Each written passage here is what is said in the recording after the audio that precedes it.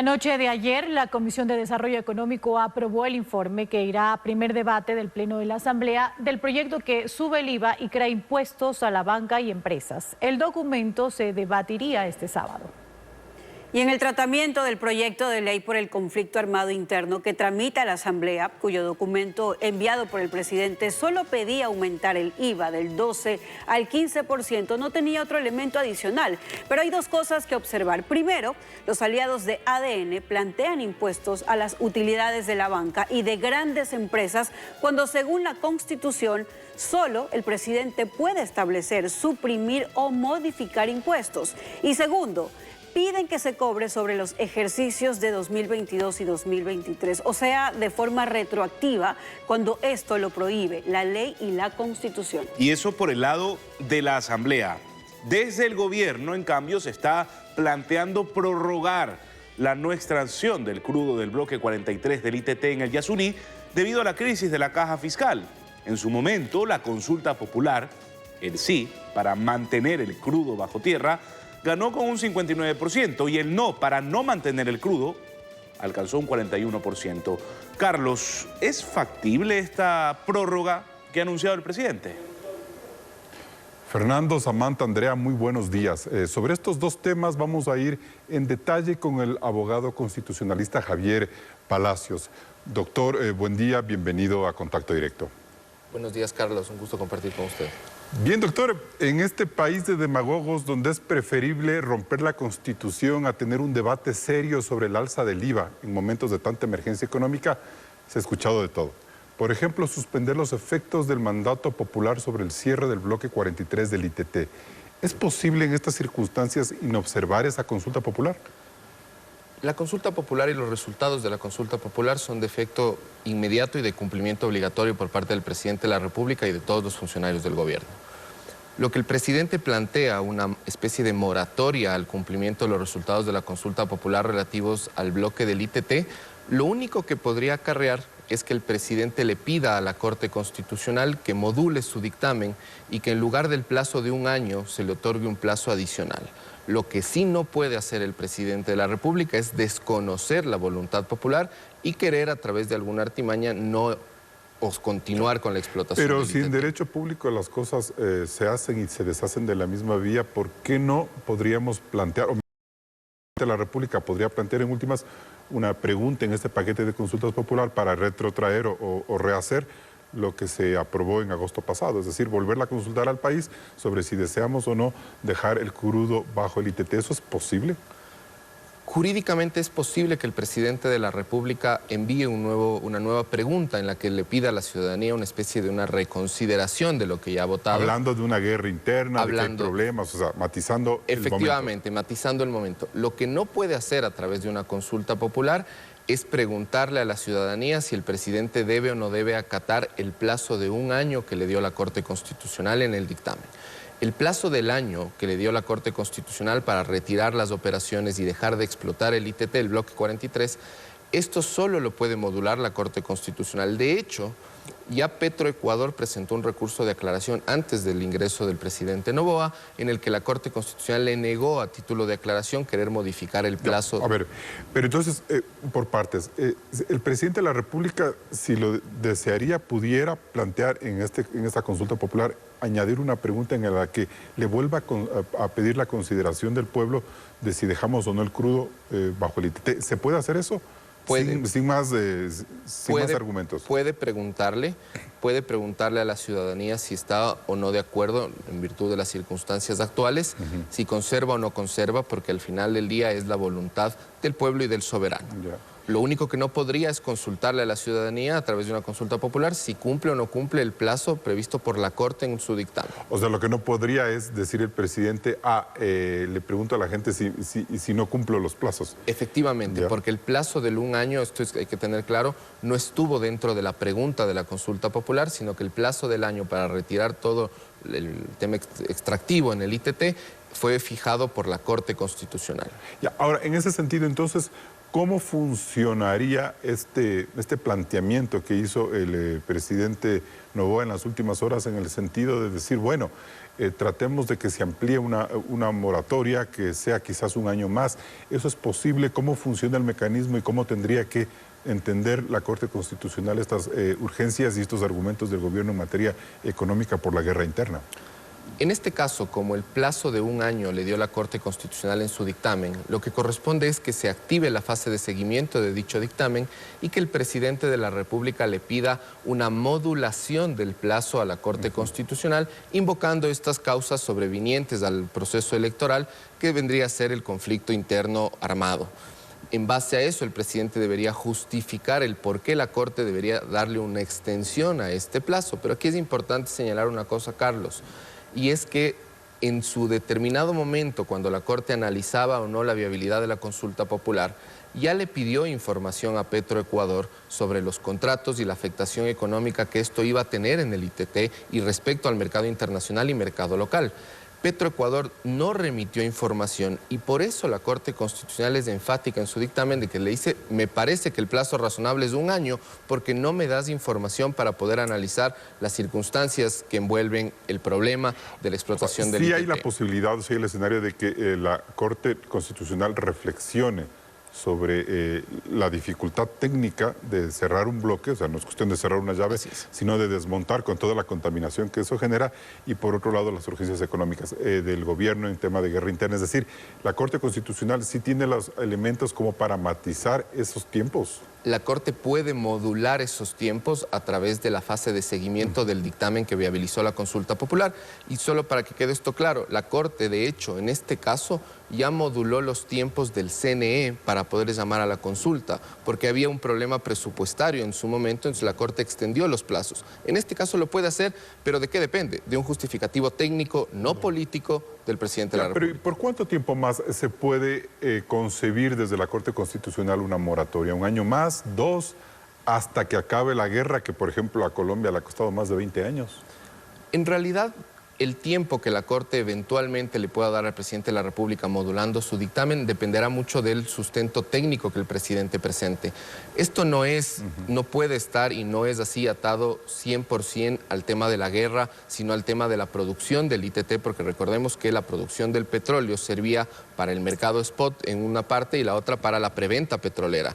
Ese es el análisis que el presidente debería exponer a la Corte para que le pueda presentar no es una moratoria, sino una modulación del tiempo en el que debe cumplirse. Ahora, tratando de encontrar el recoveco preciso para que esto pueda funcionar, la reflexión que deberíamos tener como ecuatorianos es, sinceramente es correcto ajustar los calendarios porque el país irresponsable de hace 5 meses ahora no sabe cómo reemplazar los 1.200 millones de dólares anuales de este campo porque irresponsablemente no estamos viendo las necesidades de financiamiento que tiene el país. Es decir, ¿cuál es la gran lección que nos queda a todos los ecuatorianos y sobre todo a la clase política que durante la campaña de agosto le dio la mínima importancia a la consulta del ITT? Y más bien, como era políticamente rentable hacer campaña ambientalista desde el candidato Daniel Noboa y la mayor cantidad de candidatos pues dijeron no nos metemos en ese tema y más bien apoyamos la consulta.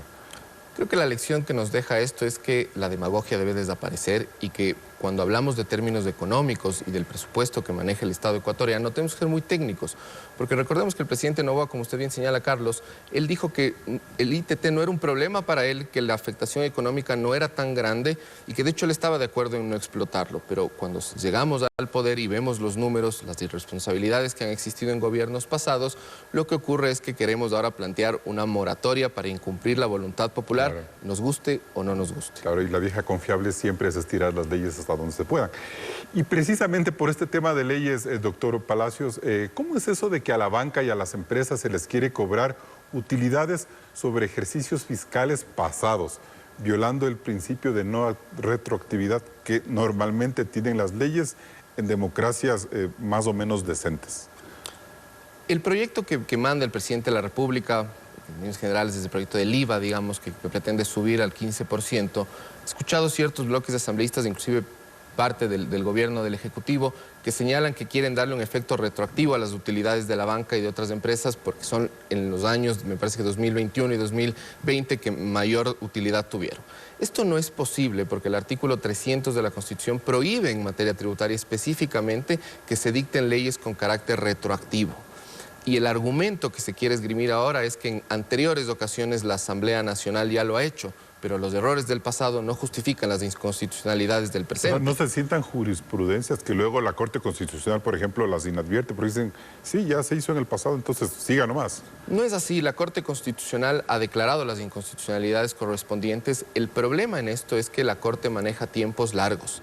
Entonces los políticos se aprovechan de la demora en la sustanciación de las causas en la Corte Constitucional para dictar o para emitir cualquier tipo de leyes, porque saben que tomará un tiempo hasta que llegue a la Corte Constitucional y lo declare inconstitucional. Y mientras tanto ya captaron esos recursos. Efectivamente, efectivamente. Ahora bien, ¿cómo funcionan entonces los cálculos que se tienen que hacer, por ejemplo, para este tipo de recursos, como los que vienen de unas utilidades, sin caer en el problema de la retroactividad? Por ejemplo, ¿cómo debería ser un impuesto a la banca en condiciones legales e institucionales bien manejadas? A ver, si se quisiera imponer una contribución a la banca o a cualquier otro sector productivo, primero lo que corresponde es que el presidente de la República envíe un proyecto de ley.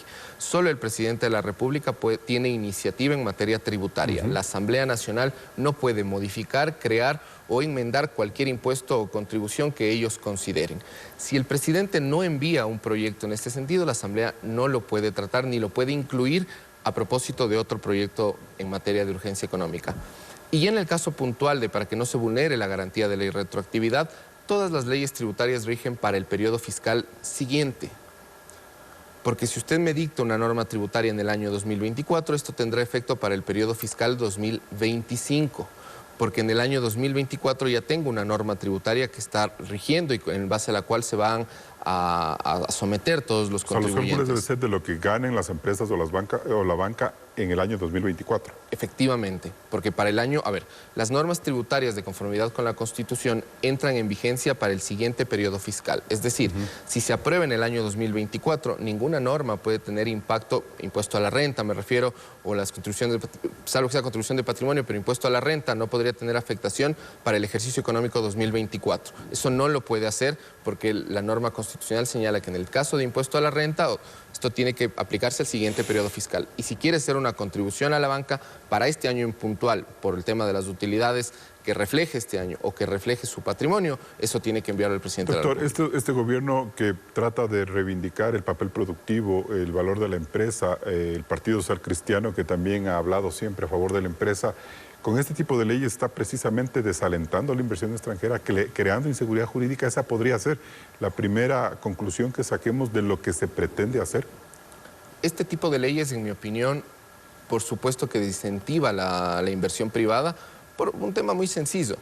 ¿Cómo quiero implantar un régimen impositivo de manera retroactiva sobre tributos que ya se cancelaron, sobre valores que ya se cancelaron? Esto no incentiva que yo produzca en el país ni que invierta en el país. Lo que incentiva es mejor que yo salga del país porque me quieres hacer un tributo confiscatorio. Y en el tema de la banca, parece ya una dedicatoria a la banca porque no existe una estadística de por qué la banca sería supuestamente el sector que más ganó en el periodo 2021-2022. Además, porque mucho de ese dinero también fortalece el sistema financiero que tiene la gente. Pero bueno, esa es otra discusión. Volvamos un poco a lo que usted mencionaba hace un momento y ahí me gustaría que nos explicara a la gente que nos ve de manera un poco más detallada qué significa esto de que el presidente presenta un proyecto emergente en el que dice subamos el IVA del 12 al 15%. Y la mayoría de bancadas han hecho informes o han hecho sugerencias para que se agreguen, se acomoden otros impuestos. ¿Eso no puede hacer el legislador en la Asamblea? Es decir, su debate solo tenía que circunscribirse al alza del IVA en 3 puntos. Efectivamente. ¿Cómo funciona aquello? De conformidad con la Constitución, el presidente de la República es el único que tiene iniciativa legislativa en materia tributaria. Cuando el presidente envía un proyecto de ley de carácter urgente en materia tributaria, en este caso sobre el IVA de subir de 12 a 15 puntos, la Asamblea Nacional tiene que circunscribir su debate a dicho impuesto. No puede crear contribuciones adicionales, no puede crear impuestos adicionales, ni tampoco puede ir por encima del rango que el presidente lo ha propuesto. Es decir, no puedo discutir si el IVA iría al 16. ¿15 está bien o está mal? En la banda del 12 Y todo al este 15%. tema de contribuciones que, por ejemplo, el presidente aceptaría, tendría que ser vía veto recién. ¿En el veto recién podría poner o tendría que ser otro proyecto de ley? El presidente de la República, a través de un veto, no puede modificar su proyecto en materia de urgencia económica. Lo que puede hacer en el veto es, si se incluyen las contribuciones, objetarlas por un tema de constitucionalidad. Y tendría que, si quiere incluir nuevas contribuciones, a través de un nuevo proyecto de ley. ¿Y qué pasa si esto se aprueba en el Pleno y el gobierno dicta el ejecute sin verificar todo lo que usted ha mencionado? ¿La Corte Constitucional tiene que entrar a mediar, como decía usted? La Corte Constitucional, recordemos que actúa únicamente a petición de parte, no actúa de oficio en este caso, es decir, alguien debería presentar una demanda de inconstitucionalidad en ese caso, si es que se quiere que la Corte haga el análisis de constitucionalidad. Si eso llega a pasar, lo que se esperaría es que la Corte tramite prioritariamente esta demanda de inconstitucionalidad, porque creo que es inadmisible, y esto me refiero porque escuché a la jefe de bancada del Ejecutivo señalar que, bueno, no importa que se dicten leyes en contra de la Constitución, será la Corte la que se pronuncie con posterioridad, lo cual es inadmisible. Ya, entonces, para eso tendrían que, por ejemplo, empresarios o la misma banca tener los argumentos para plantear sendas acciones de protección, por ejemplo, o demandas de inconstitucionalidad. Demandas de inconstitucionalidad. Pero una acción de protección sí lo podrían hacer también, como para decir un ratito, ¿están perjudicando o están violando nuestros derechos? ¿Paren esa legislación o no? La acción de protección en este caso no es la garantía idónea. La acción de protección no puede impedir el debate legislativo, ni tampoco puede cuestionar la aplicación o no de una norma.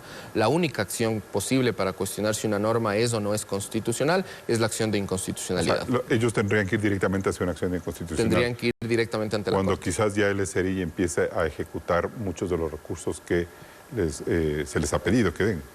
Sí, tendrían que ir, en este caso, lo más pronto posible, digamos, a la Corte Constitucional con una demanda.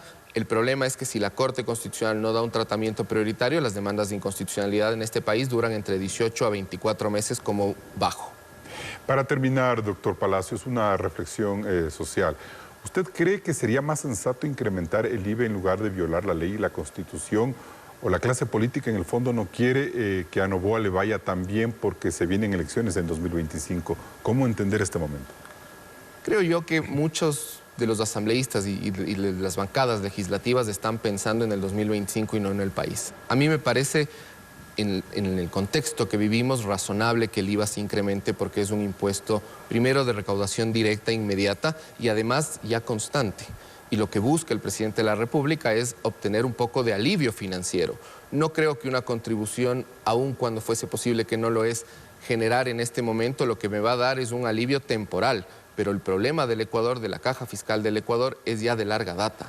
Claro. Y en ese sentido es el presidente de la República el que debería manejar o dar mensajes de sensatez de que el debate tiene que ser sobre la ley y sobre la urgencia, ¿no es cierto? Así es, creo que el presidente de la República debe dar un mensaje de sensatez y de por qué es necesario esto económicamente y no entrar en un debate político y no por el país. Y peor aún, tratando de minimizar las reglas legales, ¿no es cierto?